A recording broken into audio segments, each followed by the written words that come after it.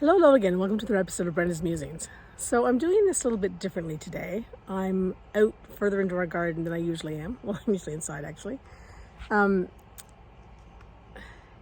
because it's like the perfect evening. You know, with the temperature is perfect. There's a slight cool breeze. Not really cool, just not hot. And it's very still. I don't know if you can see the pond much in the background, but it's almost like glass. And it's like one of those evenings where I just don't want to go inside. But I have to, because I have a few things I have to do. However, it got me sort of thinking about tranquility. And, you know, we are very blessed where we live because we live in a town called Paradise. I mean, where else would you want to live, right? And we live on an acre of land with a 25-acre park beside us and a pond behind us. And, you know, neighbors who sort of back onto the side of us, and there's nobody across from us. And so it's wonderful, because if we don't have drapes up, it doesn't matter.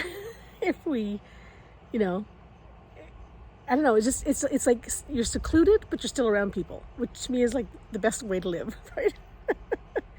So if you want to just, you know, chill and hang out and get into your, you know, Zen mode and you know, you can do that easily here. Inside, outside, doesn't matter. And, you know, at night, because there are very few street lights, the stars sparkle so bright. And you're reminded of just, you know, how small your problems are. And, you know, how vast the universe is. And you can feel the energy. Like, you can feel the energy now, but I find at night, it's because it's even more still. Which doesn't make sense, because you'd think that if it's, you know, there's more hustle and bustle, you'd feel the energy more. But I find when the air is still is when I really feel the energy. And there's something absolutely beautiful about that. And I have you rested on our fire pit, which is, you know, a whole other story, because we've had it for a year now and I haven't lit it. Well, I've lit it once, that's it. But not to sit around, just to burn some wood.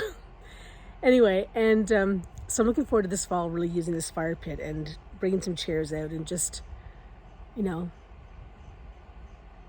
putting my feet up and just drinking in that beautiful, tranquil air that's like super energized. And, you know, tranquility to me doesn't necessarily mean it's something that sort of hits my soul. It kind of re-energizes me. It's not something that is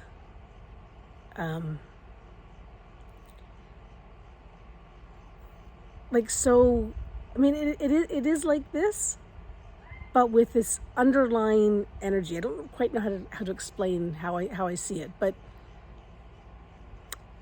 it's like, you know, there are no problems on earth. You know, our problems are very, very small. And, you know, when my head is in that space, anything is possible. And, you know, even if you think of a problem, you can probably think of like 40 different solutions. Now, they may not all be viable, but you can think of them. And you can think, yeah, you know, what if this happened? Or let me try this on for size and, you know, see what I think of that. Or I don't know, it's just sort of a really contemplative kind of a time for me.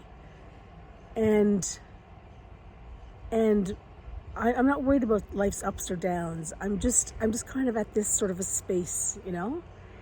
And I love that. And we're about to get a prop plane going overhead now with pontoons on it, because it lands on the pond. Anyway, and so, you know, you don't get planes flying overhead like this in the middle of the night. But you get this sense of all that is possible and how vast the universe is. I know I've said this over and over again already, but it really puts things into perspective. Things that we stress and worry about have no place. You know, things that, I mean, I'm not saying there aren't real problems, there are, but they just don't seem to be as worrisome somehow. when you're in that kind of a tranquil state. Anyway, that's my musing for the day. Have a great one. Hope you find that tranquility in your life. Take care.